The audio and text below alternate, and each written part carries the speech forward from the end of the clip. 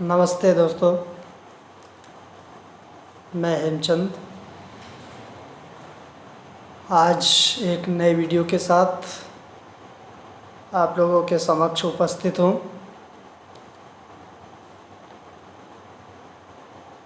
ये 10th class का 5th chapter जननी तुल्य वत्सला, इसका हमने चैप्टर का ट्रांसलेशन शब्दार्थ ये पढ़ लिया था प्रीवियस वीडियो में। आज हम इसका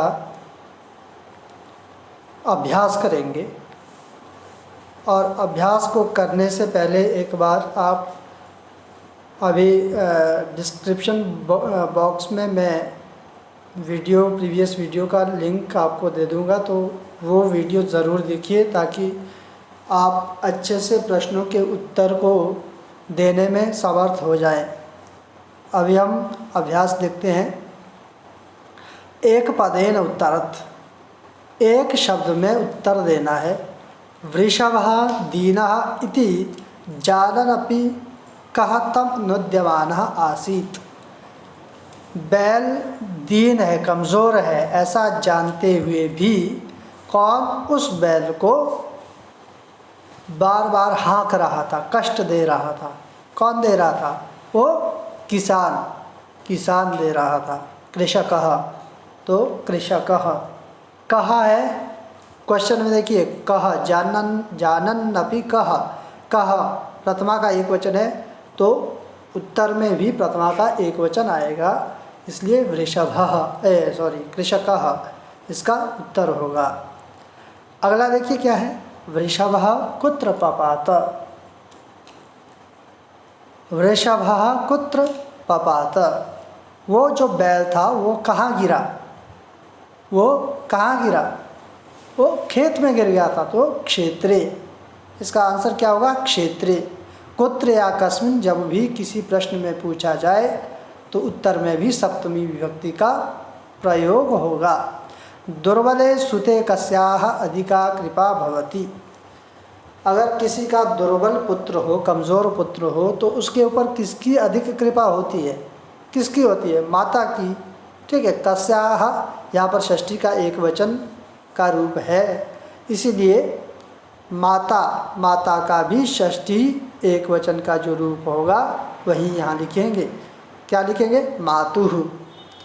अगला देखिए, कयोः एकः शरीरेण दुर्बलः आसीत्। किन दो में से एक शरीर से दुर्बल था? कौन कमज़ोर था? एक बैल कमज़ोर था दो बैलों में से, तो क्या लिखेंगे यहाँ पर?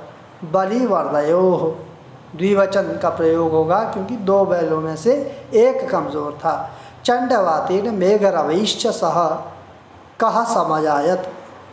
प्रचंड वायु के साथ और बादलों की गड़गड़ाहट के साथ क्या हुआ? वर्षा हुई, अतिवृष्टि हुई। उसको प्रवर्षः भी कह सकते हैं। ठीक है, अगला देखिए। अधोलिखितानां प्रश्नानां उत्तराणि संस्कृत भाषया लिखत। ये पूर्ण वाक्य में उत्तर देने हैं आपको इसके। कृषकः किं करोति स्म। कृषक क्या करता था? वो क्या कर रहा था? वो खेत का कर्षण कर रहा था। कृषकः बलिवर्दाभ्याम सह क्षेत्रकर्षणं करोति स्म। या फिर इसका इतना ही उत्तर आप लिख सकते हैं, कृषकः क्षेत्रकर्षणं करोति स्म। माता सुरभिः किमर्थम अश्रूणि मुंचति स्म। जो माता सुरभि थी वो किस लिए आंसू बहा रही थी, आंसू छोड़ रही थी? किस लिए? क्योंकि उसको अपने बेटे के ऊपर, अपने पुत्र के ऊपर दया आ रही थी। और क्यों दया आ रही थी? क्योंकि वो भूमि पर गिर गया था। तो इसका आंसर क्या हुआ? भूमौ पतिते स्वपुत्रं दृष्ट्वा माता सुरभिः अश्रूणि मुंचति स्म। सुरभिः इंद्रस्य प्रश्नस्य किम उत्तरम ददाति। सुरभि इंद्र के प्रश्न का क्या उत्तर देती है? क्या उत्तर देती है? वो कहती है कि इंद्र ने क्या पूछा था कि तुम क्यों रो रही हो? तो उसने जवाब दिया था कि मैं अपने पुत्र की दशा को देखकर रो रही हूँ। तो इसका उत्तर क्या आएगा? सुरभि उत्तरम ददाति यत् सा स्वपुत्रस्य दैन्यम दृष्ट्वा रोदिति। अगला है मातुः अधिका कृपा कस्मिन् भवति। माता की अधिक कृपा किस पर होती है? तो किस पर होती है? जो गरीब या कमज़ोर पुत्र होता है। तो क्या आएगा इसका आंसर? मातुः अधिका कृपा। यहाँ तक सेम क्वेश्चन में जैसा है वैसे ही लिखेंगे। फिर कस्मिन की जगह, कस्मिन और पुत्र की जगह मैंने क्या कहा? सप्तमी विभक्ति का प्रयोग करना है। तो क्या आएगा? दीने सुते भवति।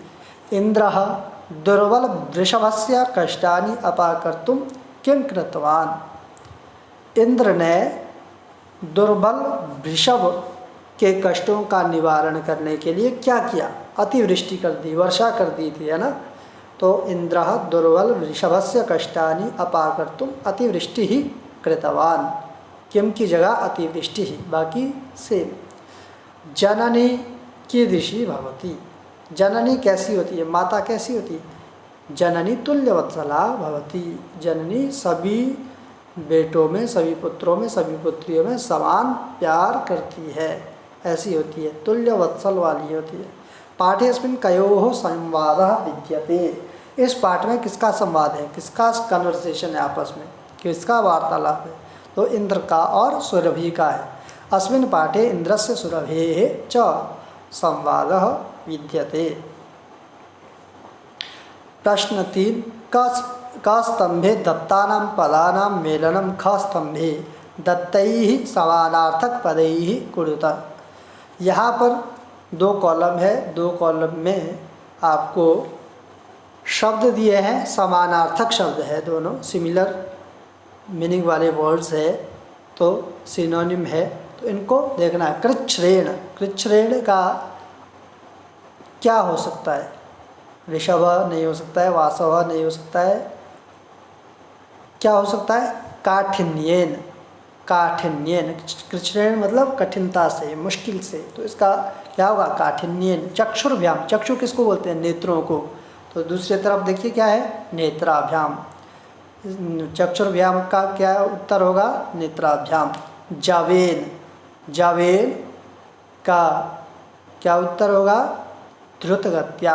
इंद्रः वासवः पुत्राः सुताः शीघ्रम अचिरम बलिवर्दः वृषभः।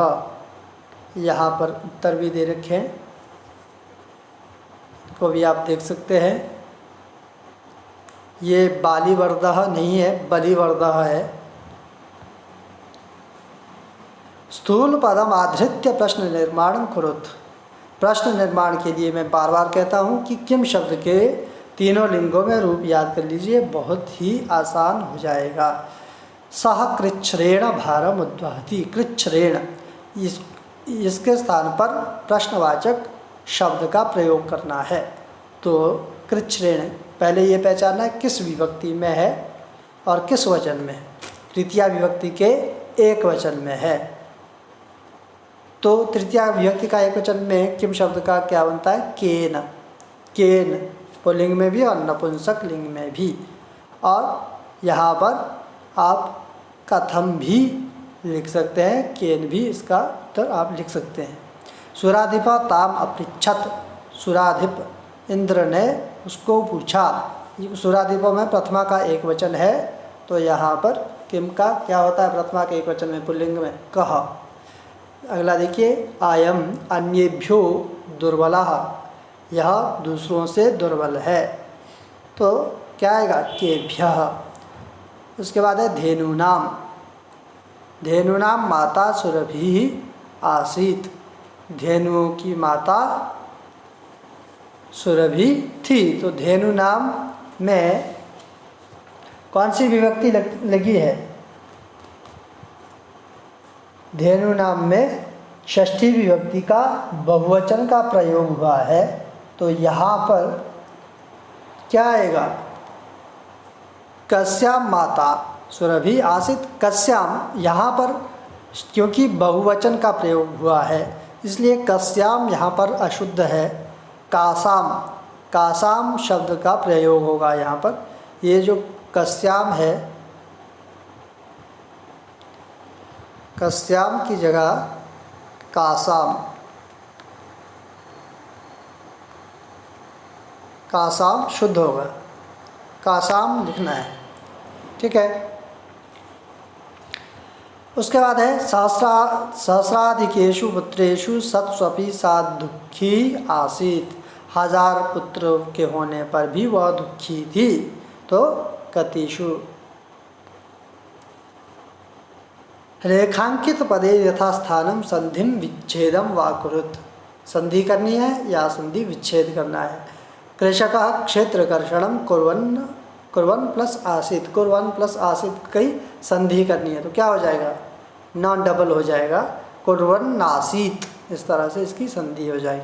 तयोरेकः वृषभाद्रवलः आसीत, तयोरेकः इसको संधि विच्छेद करना है तो इसमें विसर्ग संधि हुई है, तयोः प्लस एकः। उसके बाद तथापि ऋषः न प्लस उत्थितः, न का अ और आगे उ, अ और उ को क्या हो जाता है, ओ, तो नोत्थितः गुण हो जाता है यहाँ पर। सत्स्वपि बहुषु पुत्रेषु अस्मिन् वात्सल्यम कथम, सत्स्वपि, सत्सु प्लस अपि, सत्सु प्लस अपि, ठीक है, उ और अ के स्थान पर व हो जाता है।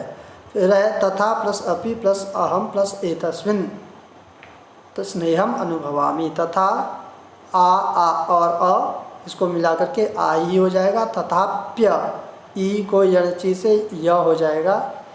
तथाप्यहम मेतस्मिन् ऐसे बनेगा ये। मे बहूनि प्लस अपत्यानि, ई है फिर अ है, ई और अ को मिलाकर य हो जाता है और न आधा हो जाएगा तो क्या होगा, बहून्यपत्यानि सन्ति। सर्वत्र जलोपप्लवः संजातः, जल प्लस उपप्लवः, जल प्लस उपप्लवः। अगला है अधोलिखितेषु वाक्येषु रेखांकित सर्वनाम पदम कस्मै प्रयुक्तम। ये जो सर्वनाम पद है अंडरलाइंड, ये किसके लिए प्रयुक्त हुआ। सा च अवदत् भो वासव अहम भृशं दुखितास्मि, वह और वह बोली हे इंद्र मैं बहुत दुखी हूँ। किसने कहा था, ये सुरभि ने कहा था। तो सा किसके लिए प्रयुक्त हुआ है, सुरभि के लिए। तो सुरभि में चतुर्थी का एक वचन लगाना है, सुरभ्यै। अगला देखिए, पुत्र से दैन्यम दृष्ट्वा अहम रोधिमी, पुत्र की दीनता को देखकर मैं रो रही हूँ। ये भी किसके लिए हुआ है, अहम, सुरभि के लिए, सुरभि बोल रही है, सुरभ्यै। सा दीनः इति जानन् अपि कृषकः तं पीड़यति, वह दीन है ऐसा जानते हुए भी कृषक उसको पीड़ा दे रहा है। सह किसके लिए आया है, वृषभाय, बैल के लिए। मे बहूनि अपत्यानि सन्ति, किसने कहा था, सुरभि ने। तो मे किसके लिए आया, सुरभ्यै। सह च ताम एवं असांत्वयत, और वह उसको ऐसे सांत्वना दिया। तो वह किसके लिए आया है यहाँ पर, इंद्र आया है, इंद्र के लिए। सहस्रेषु पुत्रेषु सत्स्वपि तव अस्मिन् प्रीति अस्ति, तव किसके लिए आया है यहाँ पर, तव, ये भी अंडरलाइन वर्ड है यहाँ पर, तव। ये जो तव आया है ये भी किसके लिए, सुरभ्यै, सुरभि के लिए आया है। अगला प्रश्न है, क स्तंभे विशेषण पदम लिखितम, ख स्तंभे पुनः विशेष्य पदम, तयोः मेलनम कुरुत। विशेष्य और विशेषण का मेलन करना है, मिलान करना है, ठीक है। तो यहाँ पर कश्चित, कश्चित किसका विशेषण हो सकता है, किसका हो सकता है, कृषकः, कश्चित् कृषकः। हमने पढ़ा था पहली पंक्ति में, कश्चित् कृषकः बलिवर्दाभ्याम सह क्षेत्रकर्षणम करोति स्म। तो कृषकः के लिए यहाँ पर विशेषण आया है कश्चित्। दुर्बलम, दुर्बलम वृषभम, क्रुद्धः कृषिवलः, सहस्राधिकेषु पुत्रेषु अभ्यधिका कृपा, विस्मितः आखंडलः, तुल्यवत्सला जननी, ठीक है। ये विशेषण एडजेक्टिव किस वर्ड के लिए कौन सा प्रयोग हुआ है, यही है।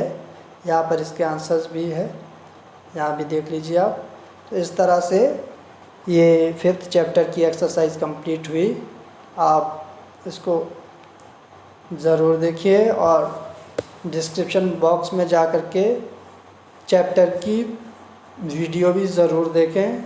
और अगर आपने अभी तक चैनल को सब्सक्राइब नहीं किया है तो चैनल को सब्सक्राइब ज़रूर कीजिए, ताकि आपको समय समय पर नई नई वीडियो मिलती रहे। धन्यवाद।